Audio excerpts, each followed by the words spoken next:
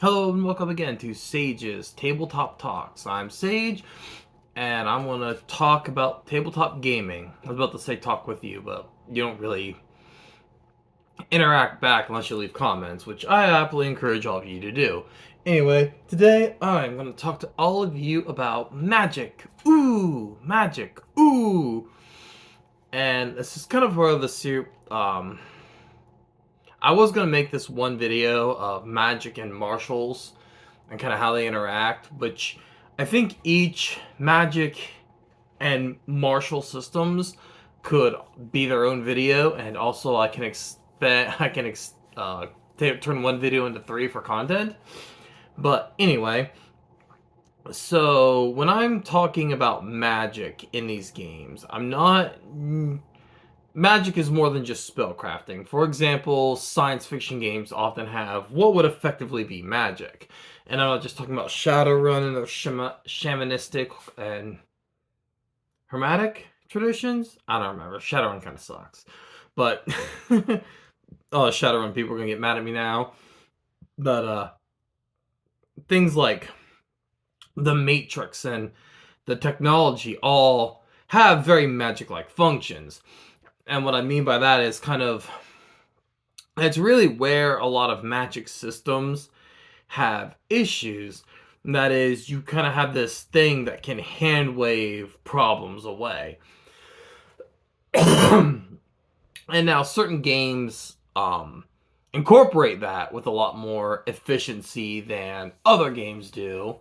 Dungeons and Dragons does this very poorly, but Shadowrun's not as bad, just kind of because things like the Matrix are just kind of this assumed problem that players are supposed to interact with to overcome, as opposed to in Dungeons and Dragons, and where you take something like the knock spell. And what does the knock spell do? It takes a obstacle like a locked door and it with one single hand wave removes it. And effectively, this is like a huge problem in Dungeons and Dragons, which is that a wizard can just replace any other classes and can do so with more efficiency than those other classes. You come to a locked door, and the rogue has to do a skill check in order to unlock that door. But if the wizard can just cast knock, if he buys a scroll of knock, he can just cast it and door's unlocked. He doesn't actually have to make a skill roll or anything. And I've seen a number of games like Dungeon Crawl Classics that kind of solve this problem by turning magic into a skill roll, which I think is a somewhat effective way of kind of solving this problem. And then there are other games, like a lot of Heroes games do just kind of allow players to technically he's not magic, but Superman's powers are effectively magical. He can see through walls, he can shoot lasers out of his eyes, he can breathe in space, he can fly, he's bulletproof, he can lift planets. And he effectively plays the same role as a spellcaster would, where he can just utilize a suit power to solve a problem. And in Super's games, everyone has this kind of access to these kind of forces, these kind of magical spells that allow them to just kind of overcome a problem. Scion is a good example of this. Now, Scion, it does have magic. They do have a magic skill, a magic power. They're called purviews in Scion. And it's basically useless. It's not very good. Most of the spells aren't worth 2 licks. But these other purviews, like Animal and Sun and Earth and Sky, all grant effectively superpowers to the player characters, allowing them to kind of overcome obstacles. Like the Sky allows you to fly and throw bolts of lightning and create stunning shots, and Earth allows you to make objects out of ground and keep yourself being crushed in cave-ins and things like that. So these purviews, these divine superpowers, kind of do just utilize the same space as Magic does in games like Dungeons and Dragons or Dungeon Crawl Classics or Hackmaster or games like that. Urban Arcana from D20 Modern, and like I said, there's science fiction games that do the same thing with hyper technology, and that's a very difficult balance a lot of games seem to have a problem with, is balancing these super tech and magic, which, like I said, I kind of roll them into the same, because they effectively follow the same rules. These super techs and magic, how do you balance them against characters who don't have access to it? Like I said, some games like Exalted and Scion and almost any Supers game just kind of let any player have access to these magic systems. But you look at something like Dungeons and Dragons, where you have classes like fighters and barbarians who aren't inherently magical. They don't have access to these spellcasting abilities. So what do? I mean, the obvious answer in Dungeons and Dragons is nerf casters, but I don't think that will ever happen. Honest to goodness, in Dungeons and Dragons, what they need to do is they need to bring back restricted schools. When I was playing 3rd edition, I didn't like restricted schools, and there's a lot of it that's kind of, I think, mouthfeel problem, where it feels bad. So, you have 8 schools of magic. Abjuration, transmutation, evocation, conjuration, necromancy, illusion, divination, and enchantment. And as a caster, you just kind of have this huge pool, especially wizards and sorcerers, have this huge pool of spells to draw from to solve problems. And the thing is, like, there are so many of these spells that you can pretty much pick and choose how you want, and as these spells work, which problems you just don't want to have to, which parts of the game you don't want to engage with. If you don't want to do a lot of social role-playing interactions, you just can use Charm Person, use Zapadu, and yeah, they have to make a saving throw, but like, even a low mid-level caster, what are the odds of them, every NPC making this saving throw? So, you can just be like, zap.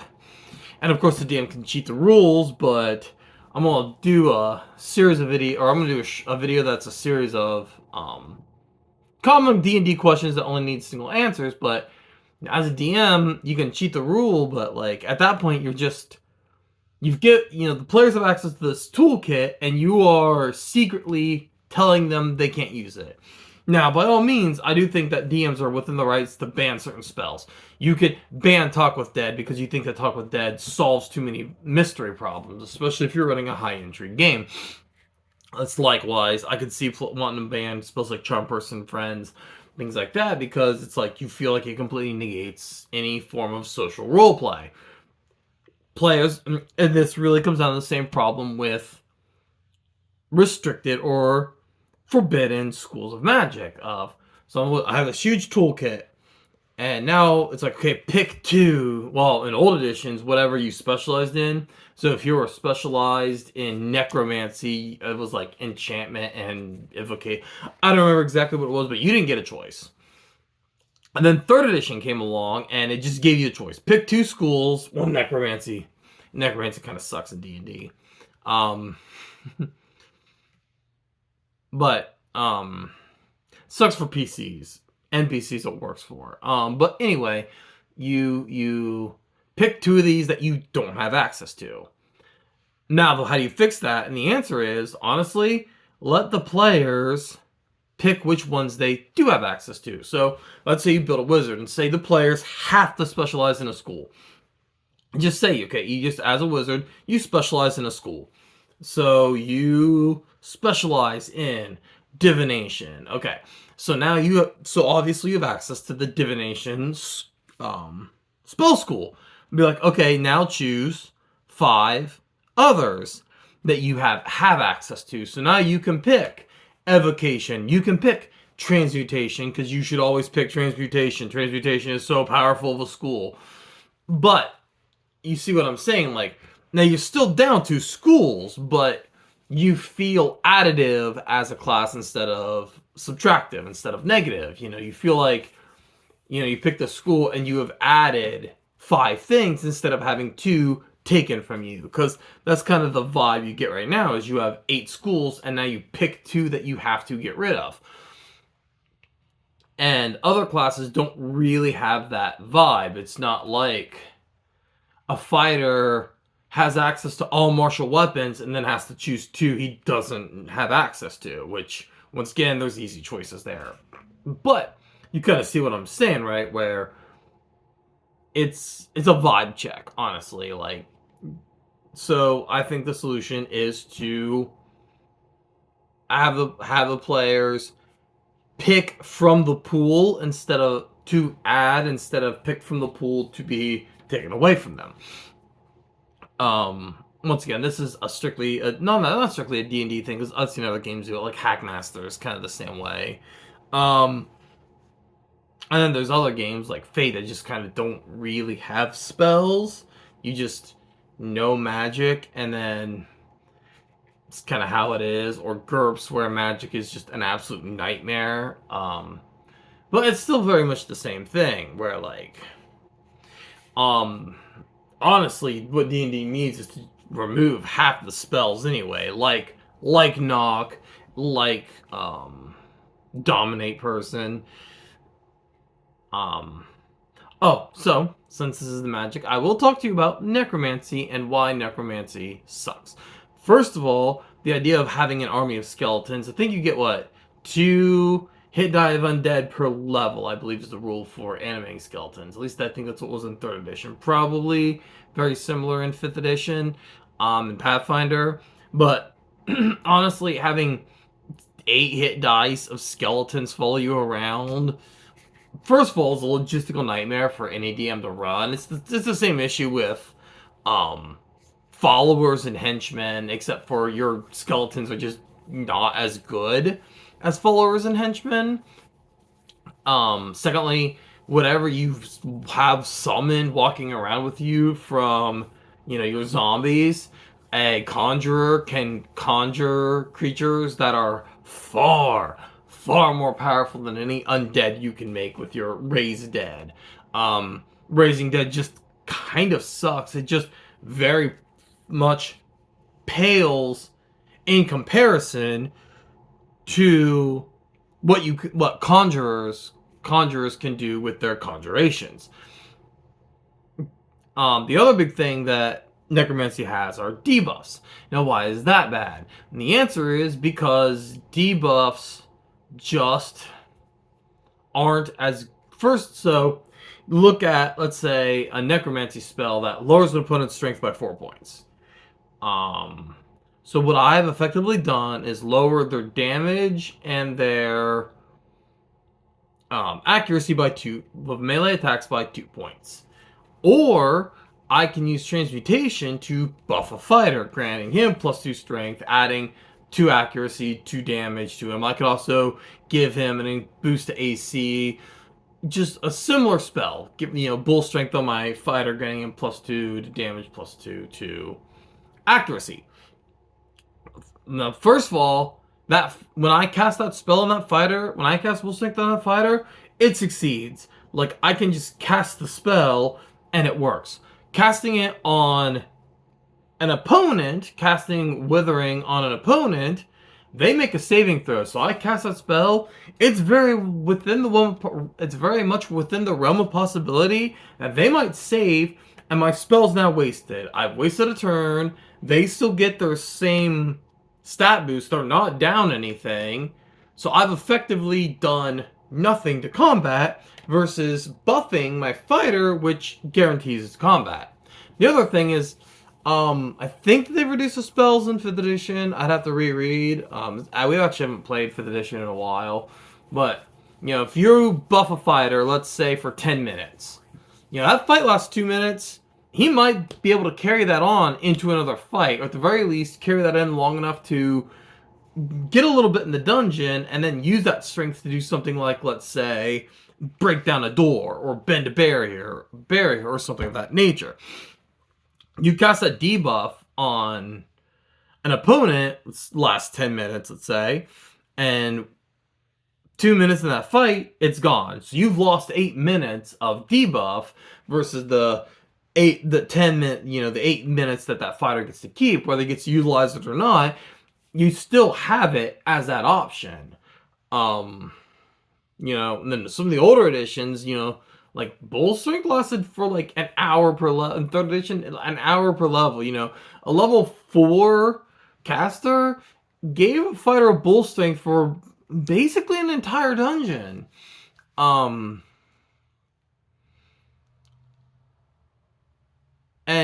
that's just it. That's the other thing, is it's like these debuffs, while nice, are gone at the end of the battle. But those buffs get to stay around often for a little bit longer, and you're guaranteed a buff, you're not guaranteed a debuff. And that's why necromancy just kind of sucks. Like, there's some powerful spells in necromancy, but if we're being completely honest, you just use transmutation over necromancy. I also wanted to get this out of the way because this is just kind of a rant, and it's kind of something that needled me playing Pathfinder first edition.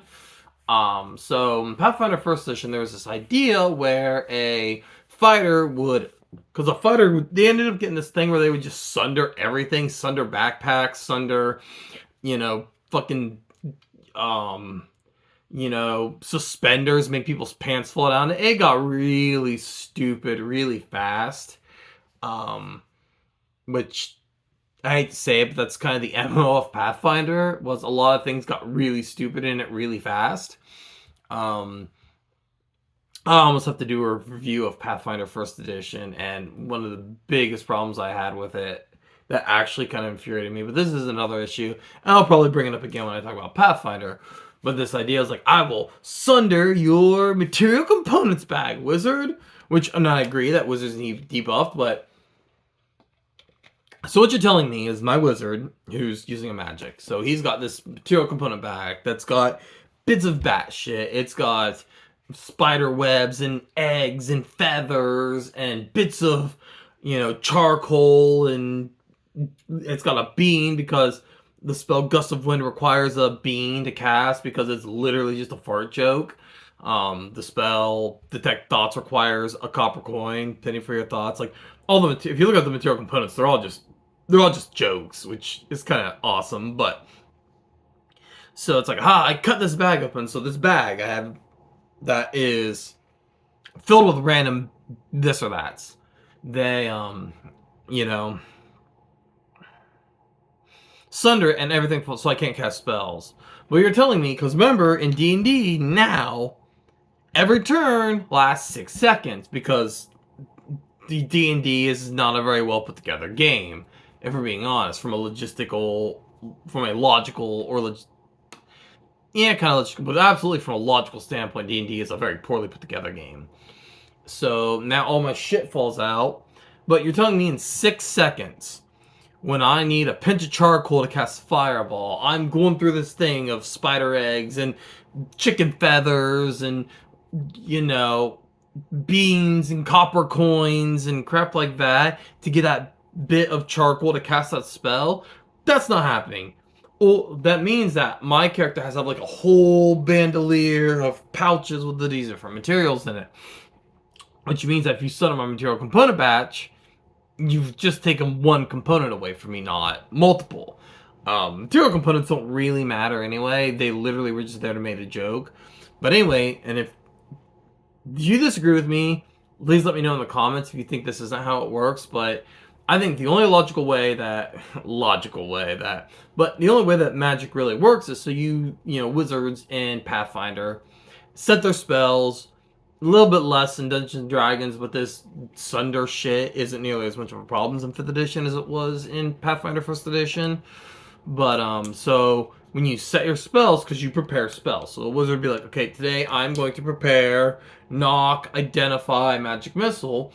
What you do is, so let's say the spell requires 22 words of power and 16 gestures and, a bit of, a copper wire. So what you do is the 22 words of power, you say 20 of them. And the 16 gestures, you do 15 of them, and you utilize that bit of copper. Boom, the bit of copper's gone. So now you've boom, boom, and then you've got 2 words of power in a single gesture. But the ritual has been prepared. Like, there's already that ritual charged. All it needs is these last 2 bits, this last couple words, and this last gesture to finish it. So when you are in battle, you just say the last 2 words, you do the gesture, and the spell is cast. And so the material component has already been used. For specific material components, like let's say diamond for resurrection or a mirror for scrying, you can just make the argument that those have to be cast at the finality of the spell, the ones that actually matter. But also, you can't cut a material component bag and make my silver mirror fall out for divination. And the argument that divination takes 10 minutes to catch, you just make the argument that when you cast divination, the preparation for the spell has to be within that period of time. You still prepare it. You still get bits of it ready, so that way it takes 10 minutes instead of 17 minutes to get cast. You still want to prepare as much of it in advance as you can. But yeah, it was one of those ridiculous things that Pathfinder did that just didn't make any sense. And I know, like, I'm talking about logic within magic, but at the same time, I'm also talking about just kind of this ridiculous idea when it comes to spellcasting and things like that. But yeah, I lost my train of thought. But anyway, yes, but like I said, there are other games that have utilized magic in various other ways. Like I said, with a number of games I've seen, you kind of just build spells, and so like you can say like none of the names are coming off the top of my head, but I've seen games where it's like, okay, you want to use a fireball, so that's an attack. So say difficulty DC 5, they work like skills, DC 5. Well, it's an attack. Since you're directly affecting another character, now that increases DC by 3. So on your D10, it's plus your skill, you now have to roll a 7. And then, because it's specifically fire elemental, which is a specific type, maybe it reduces it by 1. And you end up with like a spell on the fly, which is kind of a cool idea. And the problem with just that is the player trying to do this math of a spell on the fly in the middle of combat can kind of slow things down. I mean, I don't have a particularly great solution for spellcasting. One defense I've heard about the Vancian Dungeons and Dragons 5e style spellcasting is that I got something on the back of my hand. But is that, well, wizards only get so many spell slots a day. And yeah, that is true. So like the wizard does need like other characters to kind of pick up the slack when he's out of spell slots, but that's the problem, is that's what they are. They are there to pick up the slack when the puzzle is beneath the wizard to solve, when the fight is beneath the wizard to overcome. Because, I mean, let's be honest, a spell like Hold Person, Disintegrate, Power Word Kill, those spells basically exist just to kind of take an actual enemy and remove them from combat. Like, you cast Hold Person on the boss, well, he's effectively removed from combat until he basically makes that save. So, like, once again, the puzzle, in this case being the fight, the wizard simply just has a tool to solve it without interacting with the world. 4th edition kind of did this, balanced them against each other fairly well, just by turning fighter exploits and wizard spells into very similar mechanics, where they just, here's the damage, here is its effect, here's how often you can use it. And honestly, I think that's the best way to balance fighters and wizards, is to make the fighter able to wrest control of the narrative on the same level that a wizard can. Because that's effectively the problem, is that fighters and rogues don't have the ability to pull narrative away from the GM in the same way that a wizard, a cleric, or a druid do.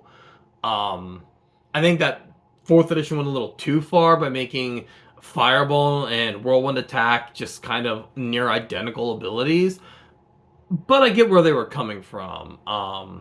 Also, it just kind of made it so that a wizard was just another combat machine, which is what 4th edition was all about, was just making characters go from one combat to the next. That's one of the things I didn't like about 4th edition. But, once again, I think one of the things anyone who's into game design needs to consider is what games in the past have done, what lessons can we learn from them, and what improvements can we make on said games. But yeah, and I know one of the problems was these fighter exploits where they would like jump, bounce off an enemy head, do 3 front flips and strike an enemy, and then create a shockwave that damaged. People are like, ooh, weeaboo fight magic, but maybe fighters need to be able to do weeaboo fight magic. Maybe they should be allowed to do insanely impressive combat things. The wizard can stop time. Why can't the fighter turn himself into a tornado and cut through 15 enemies? Why can't the fighter, strike the ground and create shockwaves? And the answer is because, I don't know. People are grogs. A lot of these D&D gamers are just grogs who see things in this very kind of separation of magic and martial, and which is kind of the point of these next 3 videos, is magic and martials and how they function.